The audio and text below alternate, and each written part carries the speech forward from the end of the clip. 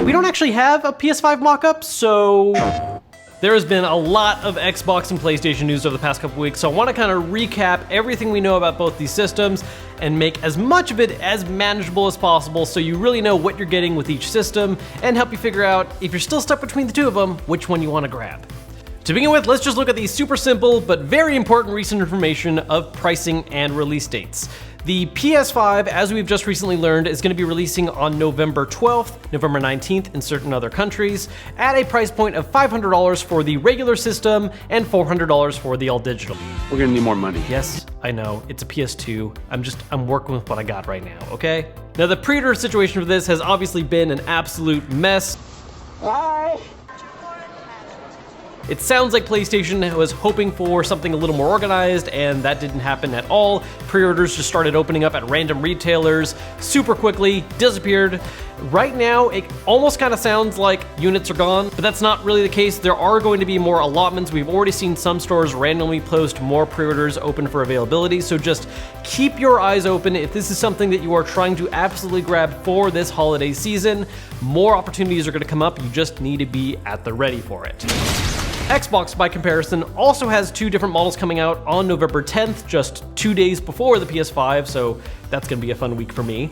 The Xbox Series X is priced at $500, while its little sibling version, the Xbox Series S, is at $300, making it the cheapest system of this next generation. Both of these systems have not gone up for pre-order just yet, at least as of the time of me shooting this video. That'll be happening on September 22nd, 8 a.m. Pacific time, at least for the US region. So if you're looking to pre-order one of these, that's when it should be going up, assuming we don't see retailers opening up super early for it, like what happened with the PS5. So what exactly are you getting with these systems? I'm going to start by talking about some direct comparisons between the Series X and the PS5, and then we'll kind of bring up some little points of comparison between their more affordable versions. First off, internals. Now, I don't want to spend a ton of time on this because I've gone in depth on the specs before. I'm not going to say all the tech jargon again, but the main basic takeaway is that in theory, on paper, the Series X is the more powerful system. When it comes to things like multi-platform games, the Series X should be offering the best performance possible.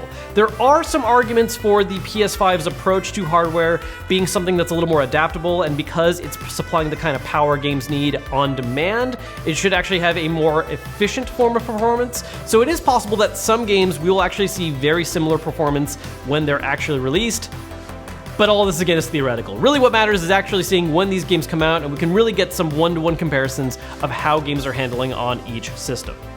As far as the size of these things go, the Series X looks huge from the front, but honestly, I gotta say that in person, it actually looks a lot smaller, primarily because of the fact that it looks big because it's so much thicker this way now, but it's not nearly as deep as it used to be. So in tower mode, it's actually a pretty nice little thing, definitely smaller than a lot of PC towers that are out there, but if you have it in sideways mode, it definitely looks like a monster compared to current systems. The Series S is much smaller. I actually really like the form factor of that one. That's my favorite out of the whole group right now. PlayStation 5, on the other hand, is huge. It doesn't really come across well with this PS2 stand-in for the time being, but the point is that when lined up with the Series X and a lot of different mock-ups and such, it is a taller system, it is much deeper, it's not quite as wide as far as the thickness goes, but the overall dimensions of it are definitely a beefy system.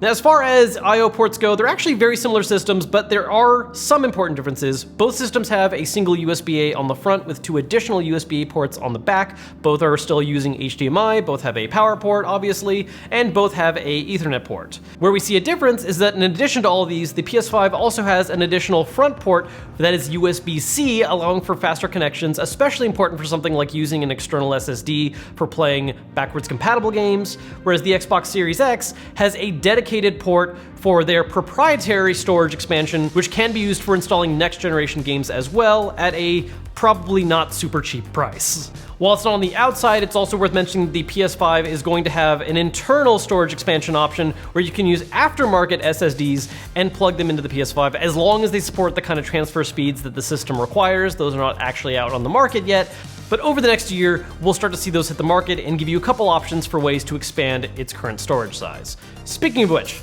I didn't talk about storage size yet. The Series X has a 1 terabyte SSD. Its smaller version, the Series S, will be offering a 500. I'm going to talk about that a little more in a second. While both versions of the PS5 will be offering an 825 gigabyte SSD. And it sounds like that's actually the usable space that's being made available because that is an oddly specific SSD size. It sounds like that's going to be the space that people can work with, not including what's being taken up by the system's OS and other features. One last thing worth comparing is the Wi-Fi options for these systems, because the PS5 is actually offering support for Wi-Fi 6, while the Xbox Series X and S is only up to Wi-Fi 5. Now, part of this depends on whether or not you have a router that supports Wi-Fi 6, which is a little more costly. This is newer stuff, but if you do have that, the PS5 should be offering faster downloads and smoother online experiences compared to what the Series X can do. Now, both these systems have a very different approach to their smaller system versions. In the case of the PS5 and the PS5 All Digital, these are functionally the same system as far as performance goes. The only difference between them is whether or not they will accept physical discs, which gives you $100 savings, which is actually really good considering all you're losing out on is a disc reader. Xbox, on the other hand, is taking a different approach, with the Series S being a lower power system that is also much smaller in size and is also an all-digital option, but you're saving $200, and that also makes it the cheapest system of next gen. Now, I've seen a little bit of confusion when it comes to the downgrade in power between the Series X and Series S. Some people have been arguing that the Series S is going to hold back Series X development because it's not as powerful a system. That is an argument that works when we're talking about Xbox One compared to Xbox Series X and S. But what really ends up being the difference here is that in practice, the Series X and Series X should be offering the same kind of graphics effects in games, including fancier new stuff like ray tracing. They should be offering same or similar frame rates. The only difference between a Series X and Series S version of a game is what resolution is supported, with the Series X being aimed at 4K gaming, potentially going as high as 8K for some very specific circumstances, whereas the Series S will be targeted more at 1080p or 1440p. Really, when it comes to Series X and Series S, the one point of comparison that I think is worth worrying a little more about is storage size. The SSD on the Series S is half the size of the Series X, and while Series S versions of games should be smaller in practice because they aren't using 4K textures, you're still going to end up filling up that SSD a lot faster. Now, like we mentioned earlier, Xbox is going to be offering their proprietary storage expansion options, which is nice, but that could mean that if you buy a Series S and fill your SSD up super fast and end up wanting to buy that expansion, you may just end up spending the same net amount of money you would have out of Series X. So that was a lot of fun hardware talk, but really what matters here is, of course, the games. And a lot of the narrative we're going to be seeing with these systems looks to be very similar to what's been going on right now in the past with the Xbox One and the PS4. Specifically, the fact that Xbox has really been working a lot when it comes to things like special services and backwards compatibility, whereas PS5 is rocking exclusive titles. As of right now, for at least the launch of these two systems, there are, of course, multi-platform games coming to both of them, Call of Duty, Assassin's Creed, all that good stuff, but when it comes to system exclusives, PlayStation has quite a bit more going on, although a number of them are cross-generation titles as well. For instance, at release date, the PS5 is going to be offering Spider-Man Miles Morales, also getting a PS4 launch version. Spider-Man can take a shortcut. Sackboy, also getting a PS4 version, and the one actual PS5 next-gen exclusive, the Demon's Souls remake, which looks absolutely beautiful. Xbox, by comparison, doesn't really have any major franchises at the ready for launch day. The original plan was to have Halo Infinite, but that got pushed back. So right now, all they're really working with at the moment is The Medium, which is a supernatural horror game that looks to be drawing some influence from Silent Hill, adding their own little spin to it. Honestly, it looks super cool to me, and I'm very excited to play it, but it doesn't necessarily have the kind of console moving power that a big name franchise like Halo would offer the system for this holiday season. And this really isn't just a situation for the early launch. There are a lot more games already being confirmed and talked about for PS5, although some of them are definitely in the very far future, including titles like Ratchet & Clank being a launch window title. We just got the recent announcement of a new God of War game coming out sometime in 2021. Final Fantasy XVI will be a console exclusive, possibly timed. It's all kind of a mess right now, but still targeted at PS5. Horizon Forbidden West, which turns out is also getting a PS4 version, is also coming out on the PS5 sometime next year. Whereas with Xbox, when it comes to big name franchises at least that are already established, we know Halo Infinite's been pushed back for sometime in 2021. Fable's making a comeback, which I'm very excited for. But really, the big emphasis right now is seeing a lot of new IPs being made for the Xbox Series X, thanks to new first-party companies that Microsoft has acquired over the past couple of years. So that's going to be a very interesting thing to see develop over the next few years. But as far as already established big franchises go, Sony has a lot going on in its favor right now. Now, on the subject of games, another big thing is, of course, backwards compatibility, which has been a little unclear on Sony's side, whereas Xbox has leaned very heavily into what they've already been doing with the Xbox One.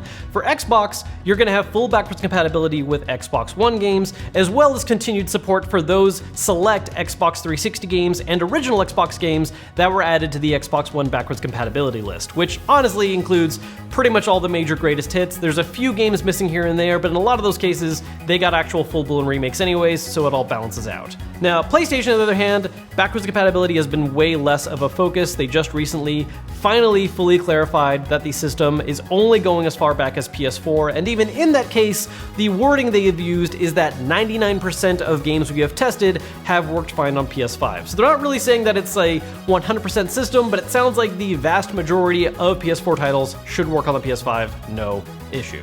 I think it is worth noting really quick that while there is no full-blown backwards compatibility for the system, like we saw with the PS4, there were a handful of PS1, PS2 games that were being released digitally, not necessarily remakes, but just specialized versions of them you can play, so I imagine that kind of situation still happening for the PS5. It's just not the kind of full-blown backwards compatibility a lot of people were hoping to see. Now, while Sony definitely has a big advantage when it comes to exclusives, something I think Xbox has been really cultivating and is starting to have a very large advantage in is services. Specifically, I want to talk about Game Pass and xCloud compared to PlayStation Plus and Remote Play. Now, with the Xbox, Game Pass is a service that you can pay a monthly fee for, which is giving you access to a rotating library of games that you can download and play on the system.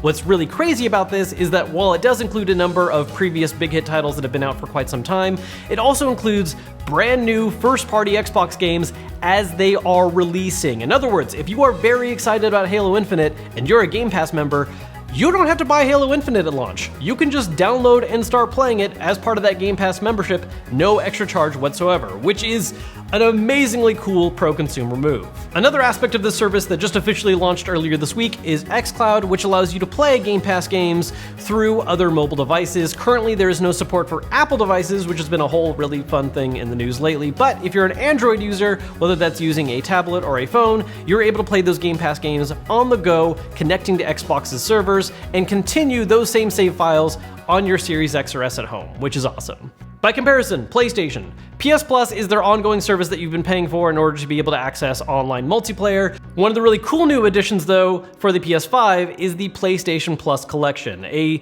catalog of 16 big hit games on the PS4, some of which are first-party titles, other of which are just really big hit third-party games like Fallout 4, and you're going to be able to access, download, and play all of those games on your PS5 on launch day as long as you're a PS Plus member. This isn't really the same thing as Game Pass, where it's a growing service where games are going to be added and removed over time. At least that's not what PlayStation is making it out to be right now. It's really more of a great head start where you can pick up a PS5, grab some new next-gen games, but also have a chance to play some of the biggest, best stuff that came out on PS4, which is good either if you missed out on owning a PS4 and you want to do some catch-up, or maybe you own those games physically, you wanted to pick up a PlayStation 5 all digital. Well, this service is going to let you still access some of those big hit games without having to rebuy digital copies of them. Now, as for Remote Play, this is a service that's not really the same thing as xCloud, but in practice for a lot of people is still a really great, awesome thing. Instead of connecting to Xbox's servers to play Xbox Game Pass games, Remote Play is a service that allows you to use your Apple or Android device in order to remotely play your actual PS5 device. Meaning any games that are installed and ready to play on your PS5, you can play on the go. This is a service that already exists on the PS4 and works great, so if there's any titles that you just want to play on the go that you were already actively playing on your PS5, it's still going to offer that same kind of service. It's not quite as seamless as what xCloud is allowing people to do by going to Xbox servers and not having to worry about installing games. It can just be made available right away, but as far as continuing your off and on experience with PlayStation, still super useful. Provided your internet at both where your PS5 is set up and where you're playing from is strong enough, of course. But that's basically all the major big things we know about both these systems right now to help you kind of figure out which one you're interested in. I think the bottom line at the moment is that when it comes to exclusives, the PS5 definitely has the major advantage. When it comes to raw performance, especially for multi-platform games, as well as having some really awesome cool services like Game Pass, Xbox is having a big lead there. Of course, some of this stuff is potentially going to change once the systems actually release and people get their hands on them and we really see how games handle. So I am planning on grabbing both of these and having a very busy week in the middle of November reviewing both of them and letting you know in practice how they all work out. Until then, hopefully this helped answer a few questions you may have had about the differences between these systems and all the different options that are out there right now. If you're trying to get a pre-order, Xbox is happening very soon, if you're watching this video when it first goes up, and PlayStation is an absolute mess that there's still more pre-orders opening up. You just need to keep your eyes open and be at the ready because it is just all over the place right now.